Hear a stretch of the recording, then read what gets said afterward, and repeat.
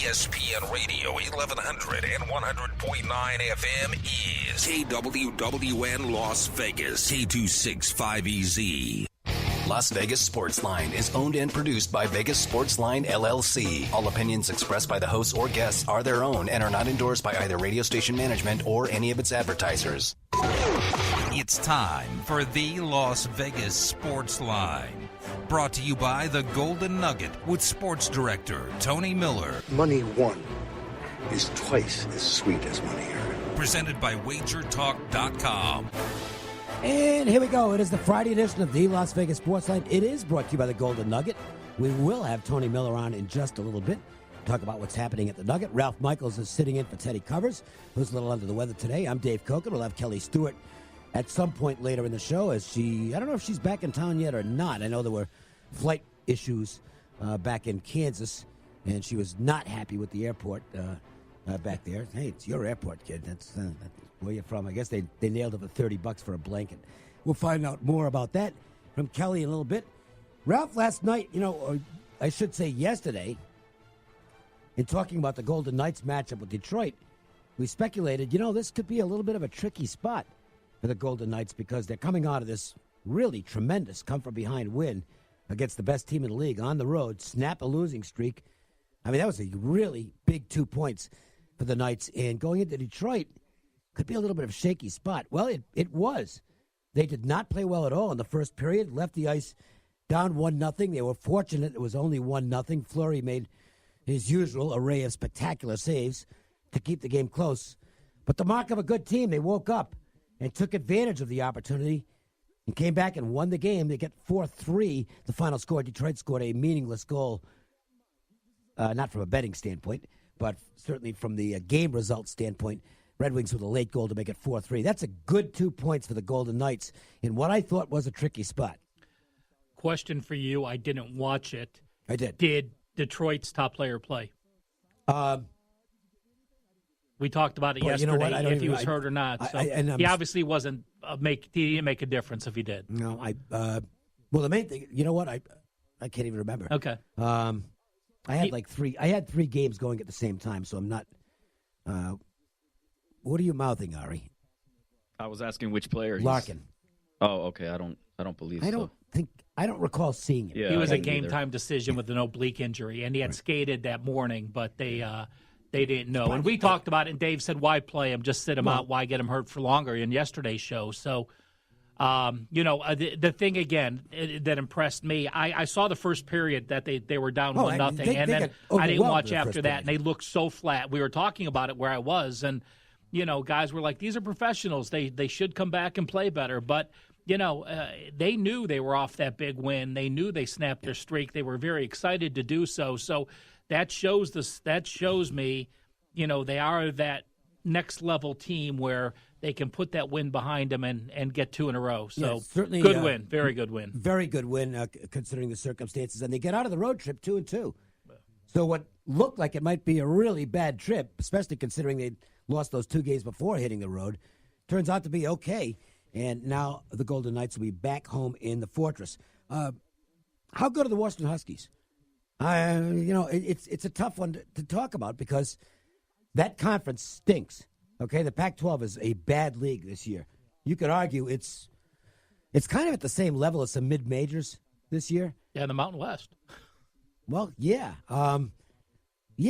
Second best team, Utah State, or one of their guys. It's probably the same. Nevada, Washington, I think Utah State would have a chance to win the Pac-12. Yeah. I agree. But the thing is, Washington is playing well, and they're winning by margins. And they go into Arizona last night and pick up an important win. So are we underrating Washington because of the company they keep? Well, I've been on him 3 straight games, and I'm fortunate to have jumped on him when it started. And, again, you just see Mike Hopkins working his zone in the second year. He's a Syracuse previous assistant, learned that zone. They play the same zone. I think, to answer your question, how good is Washington?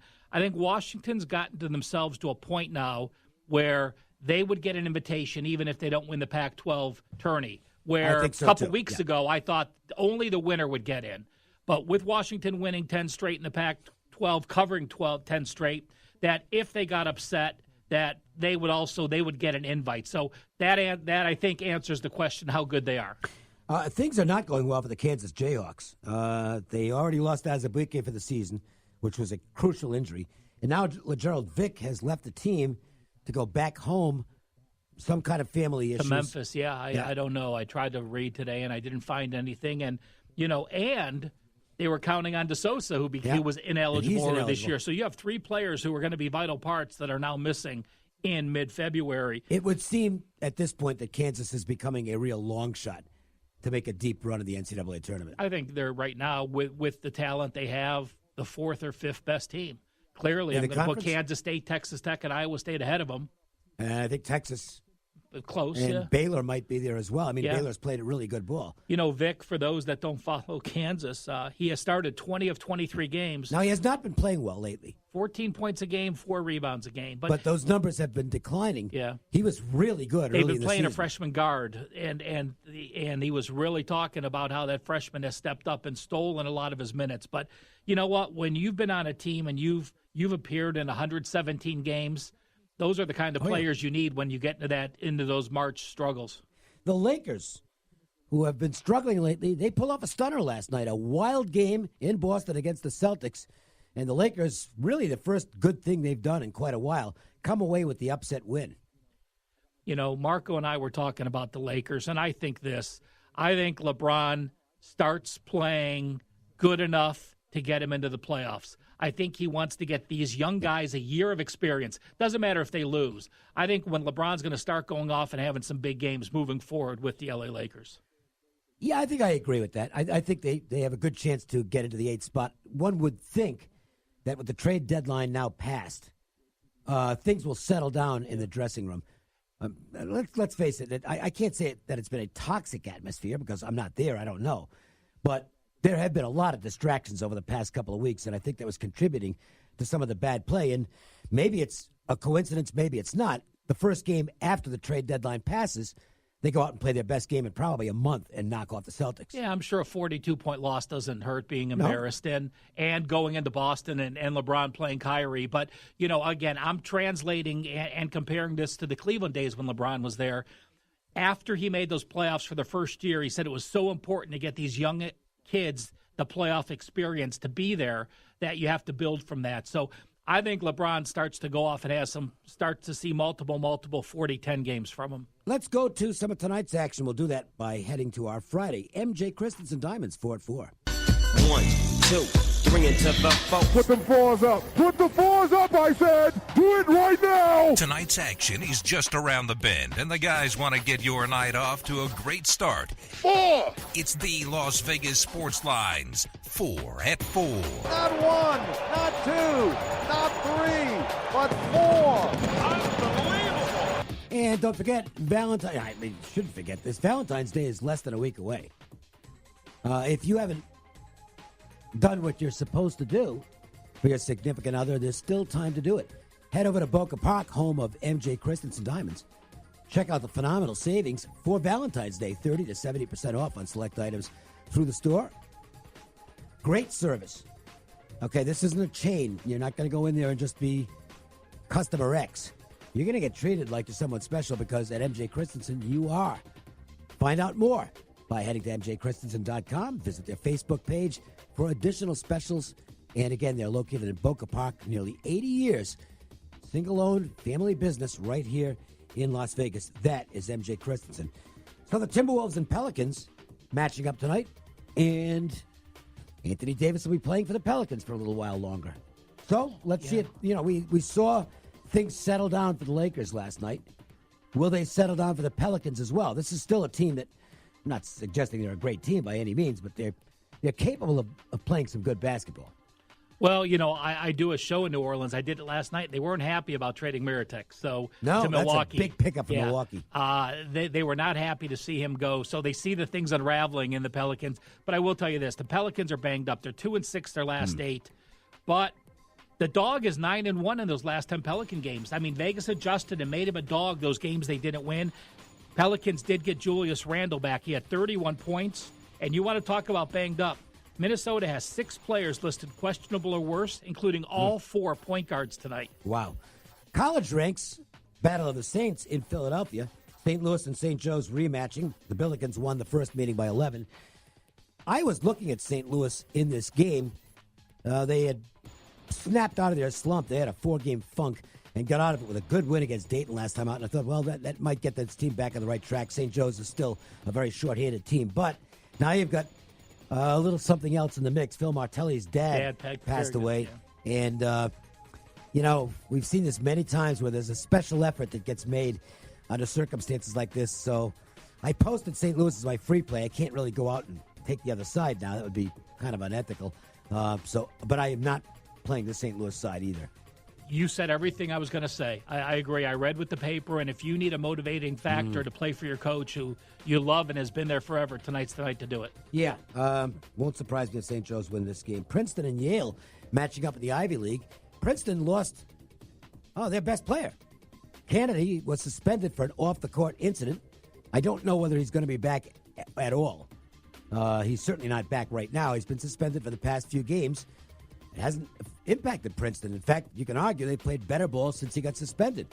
One of those galvanizing type of incidents, perhaps, that sometimes has a positive effect on a team. The first game was against the nobody. It was outside the league. Wesleyan or someone. Yeah, I don't even know who it was. But they did pick up 2 road wins at Columbia Cornell last weekend. Not exactly the iron of the league, to put it mildly, but they're wins. Princeton cannot shoot the basketball. They are an awful offensive team in terms of shooting the ball. But they don't turn it over. They rebound like crazy. And they play really good defense and are able to slow the tempo. So will that be enough for them to have a chance tonight against Yale? You can take your argument here as to which stance you want to be on as to whether Yale or Harvard is the team to beat in the Ivy League. Some people think Yale, some people think Harvard. The bettors have made a statement in this game. This game opened 7, and it's been bet all the way up to 8.5. Bear in mind, significant moves like that have not been doing well this college basketball season. Just a blanket, this isn't obviously an every game type of thing, but the blanket move and the more profitable move this year has been to take the added value late with the side they're not betting. The supposed sharp sides have gotten their teeth kicked in college basketball this season, and that's a fact. And a lot of them aren't sharp sides. That's the thing. There's misinformation galore out there. Sorry, I have to say this every day. Sorry for the websites that make a point of suggesting that you follow the sharp money. They don't know what the sharp money is. They have no insight to the sharp money is. Yeah, they're just looking at line moves and some bet percentages and just well, that must be the other side's the sharp side, and that's just not the way it works. That is a myth. It's awful information. I'm sorry, it's awful information. It is, because we know so many casinos are moving just on air. Right. Someone moves and everyone moves, and they think all of a sudden that's sharp money because everybody moved. Well, early in the day, everyone's going to move on air, and then they'll start adjusting on bigger games. But, to me, I leaned Yale in this game. The line was just probably a point too high for me to jump on them. Canada was the only player on the team to average over 33 minutes. He averaged 19.5 points per game, 6.2 rebounds. And they didn't play a tough defensive team against Columbia or Cornell in the first 2 conference games he were out. So this is a series that Princeton had won 5 straight. Yale finally won their last time out last year at home. They were laying 2. They won by 4. Both games went to overtime, but last year. Yeah, 3 of the last 4 have for these 2. So it's been a closely contested game. I would lean with Yale, and I have Yale as the best team in the Ivy. Dave has Harvard, but with Aiken back, I like Harvard. Yeah, well, again, and Harvard and Yale's loss this year was at Harvard when they played a couple games ago. So, again, clearly the top 2 teams in the Ivy. And NHL, only 1 game tonight. They had 14 of them last night. Only 1 tonight. The Hurricanes take on the Rangers. Carolina coming off the win last night, a wild overtime game against Buffalo.